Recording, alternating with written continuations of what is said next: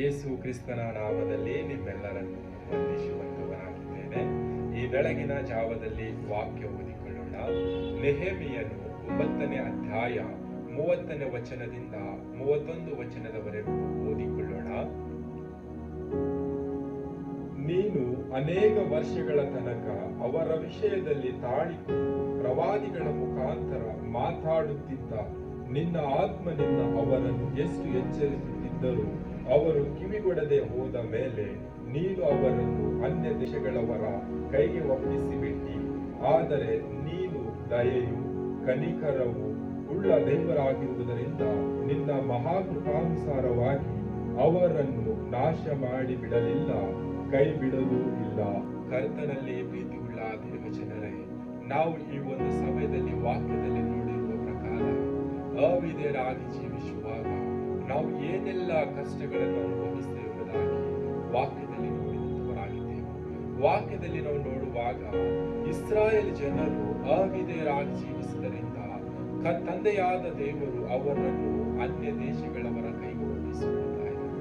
ಯಾಕೆ ಎಂಬುದಾಗಿ ನೋಡುವಾಗ ಅವರು ಐಗುಪ್ತ ದೇಶದಲ್ಲಿ ಒಂದು ಬಂಧನದಲ್ಲಿರುವಾಗ ಅವರನ್ನು ಆ ಬಂಧನದಿಂದ ಬಿಡಿಸಿ ಹಾಲು ಜೇನು ಹರಿಯುವ ದೇಶಕ್ಕೆ ಪ್ರಯಾಣವಾಗಿ ಕರೆದುಕೊಂಡು ಬರುವಾಗ ಅವರು ಅವಿಧೇಯರಾಗಿ ತಂದೆಗೆ ವಿರೋಧವಾಗಿ ಜೀವಿಸ್ತಾ ಇದ್ದರು. ತಂದೆಗೆ ವಿರೋಧವಾಗಿ ಜೀವಿಸುವಾಗ ಸ್ವಲ್ಪ ಅವಧಿಯ ಕಾಲದ ಪ್ರಯಾಣವನ್ನು ಅವರು 40 ವರ್ಷಗಳು ನಡೆದುಕೊಂಡು ಬರಬೇಕಾಯಿತು.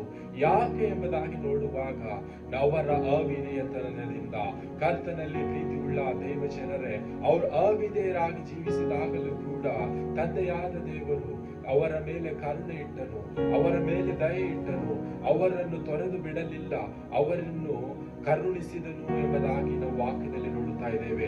ಈ ಒಂದು ದಿನದಲ್ಲಿ ಕೂಡ ನಾವು ಈ ಲೋಕದಲ್ಲಿ ಜೀವಿಸುವಾಗ ನಾವು ತಂದೆಯ ಚಿತ್ತದ ಹಾಗೆ ನಡೀತಾ ಇದ್ದೇವಾ? ನಾವು ತಂದೆಗೆ ಅವಿಧೇಯರಾಗಿ ಈ ಲೋಕದಲ್ಲಿ ಜೀವಿಸ್ತಾ ಇದ್ದೇವಾ? ಈ ಒಂದು ವೇಳೆಯಲ್ಲಿ ನಾವು ಸಭೆಯಲ್ಲಿ ನಮ್ಮ ಸಭಾಪಾಲಕರು ಹೇಳುವಂತ ಮಾತುಗಳನ್ನು ನಾವು ಕೈಕೊಂಡು ನಡೀತಾ ಇದ್ದೇವಾ?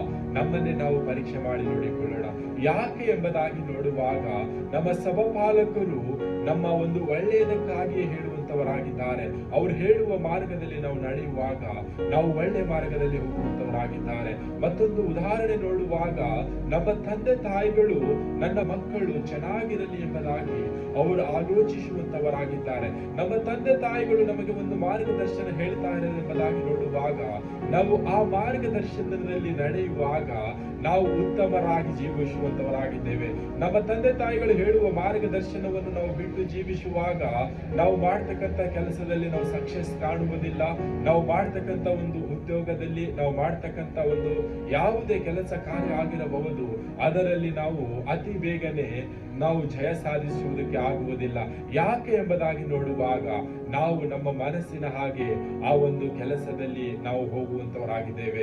ಅದೇ ಒಂದು ವೇಳೆಯಲ್ಲಿ ನಮ್ಮ ತಂದೆ ತಾಯಿ ಮಾತುಗಳು, ನಮ್ಮ ಹಿರಿಯರ ಮಾತುಗಳನ್ನು ಕೇಳುವಾಗ ನಾವು ಆ ಮಾರ್ಗದಲ್ಲಿ ಹೋಗುವಾಗ ಜಯವನ್ನು ಕಾಣುವಂತವರಾಗಿದ್ದೇವೆ.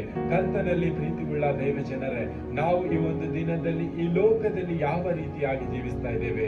ಆತ್ಮನ ಮುಖಾಂತರ ಮಾತನಾಡುವಾಗಲೂ ತಂದೆಯಾದ ದೇವರು ಅನೇಕ ಪ್ರವಾದಿಗಳ ಮುಖಾಂತರ, ಅನೇಕ ಸೇವಕರುಗಳ ಮುಖಾಂತರ ಈ ಒಂದು ದಿನದಲ್ಲಿ ನಮ್ಮೊಟ್ಟಿಗೆ ಮಾತನಾಡುತ್ತಾ ಇದ್ದಾರೆ. ಆ ಮಾತುಗಳು ಕೇಳಿದಾಗಲೂ ನಾವು ಅವಿಧೇಯರಾಗಿ ಜೀವಿಸ್ತಾ ಇದ್ದೇವಾ? ನಾವು ವಿಧೇಯರಾಗಿ ಜೀವಿಸ್ತಾ ಇದ್ದೇವಾ? ನಮ್ಮನ್ನೇ ನಾವು ಪರೀಕ್ಷೆ ಮಾಡಿ ನೋಡಿಕೊಳ್ಳೋಣ. ಕರ್ತನು ಈ ವಾಕ್ಯ ನಮ್ಮೆಲ್ಲರ ಆತ್ಮೀಯ ಆಶೀರ್ವದಿಸಲಿ. ಆಮೆನ್.